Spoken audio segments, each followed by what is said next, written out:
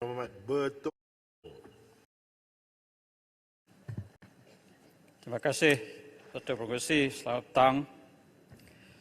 Di atas peluang sekali lagi untuk saya turut terlibat dalam bajet jabatan kuasa maksud B dan 48 Kementerian Pengurusan Wanita dan Masyarakat.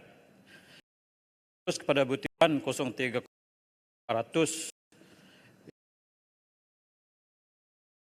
kurang upaya pemulihan dalam komuniti PDK.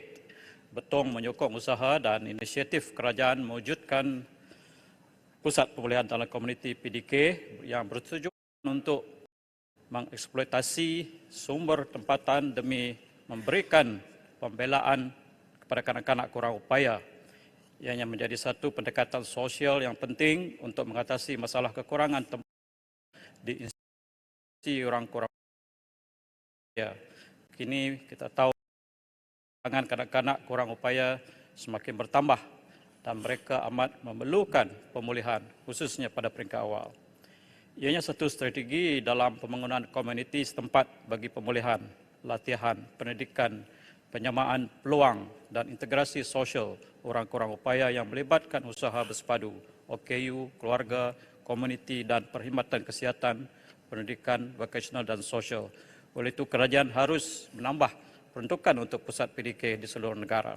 Saya ingin bertanya kepada Yang Menteri, apakah usaha kementerian untuk menyelaras dengan Kementerian Pendidikan supaya pelajar OKU di PDK ini dapat masuk ke sekolah harus perdana dan dilatih oleh tenaga guru yang mahir dan seterusnya menjalani pendidikan atau latihan yang sesuai. Sekiranya ini dapat diselaraskan, maka ini akan membantu PDK bagi menyediakan ruang yang lebih untuk mengambil pelatih OKU yang baru. Di luar bandar, PDK amat penting kerana kekurangan institusi atau pertubuhan yang memperjuangkan nasib kanak-kanak OKU. Justru Betong mohon untuk satu-satunya PDK yang ada di Parlimen Betong dibantu oleh kerajaan dari segi dana dan menaik taraf prasarana serta peralatan mengajar dan latihan untuk OKU supaya ianya lebih kondusif untuk latihan. Seterusnya saya ke butiran 0300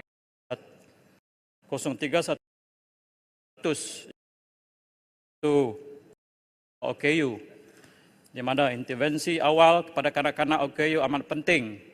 Saya lihat taska OKU untuk penyediaan intervensi awal kanak-kanak OKU hanya disediakan melalui pertubuhan sukarela kebajikan dan kesemuanya adalah di bandar-bandar utama. Soalan saya kepada Yang Menteri, apakah option atau pilihan bagi kanak-kanak OKU di luar bandar seperti Betong untuk mendapat akses kepada taska OKU ini? Saya ingin mengetahui sama ada kementerian mempunyai perancangan untuk menubuhkan sebuah taska OKU untuk setiap daerah, lebih-lebih lagi di kawasan luar bandar Sabah dan Sarawak. Memandangkan terdapat juga PDK di luar bandar, adakah kementerian mempunyai perancangan agar taska OKU dapat disediakan bersama di bawah satu bumbung dengan pusat PDK.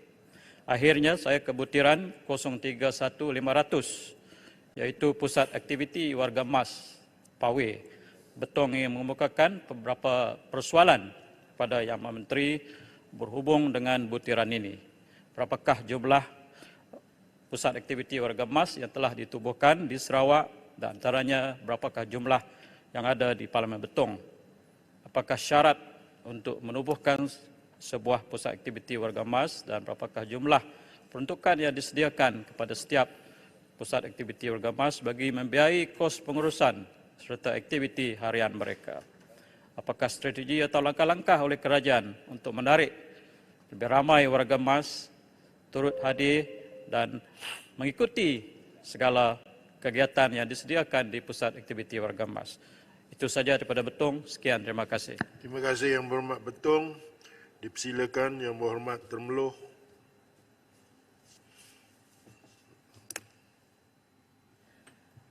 Terima kasih kepada Tuan Pengerusi. Assalamualaikum warahmatullahi wabarakatuh dan salam sejahtera. Kementerian Pembangunan Wanita, Keluarga dan Masyarakat, visinya pembangunan masyarakat dan kemakmuran bersama misinya membangun masyarakat sejahtera secara inklusif dan saksama. Dan fokusnya melibatkan kita semua, keluarga, wanita, kanak-kanak, OKU, warga emas. Ramai yang terlibat. Sudah pastilah kementerian ini adalah kementerian yang sangat penting. 010200 dasar dan perancangan strategik yang melibatkan RM 3 juta lebih. Dan juga 020300 institusi sosial Malaysia ISM yang melibatkan RM lebih daripada 10 juta.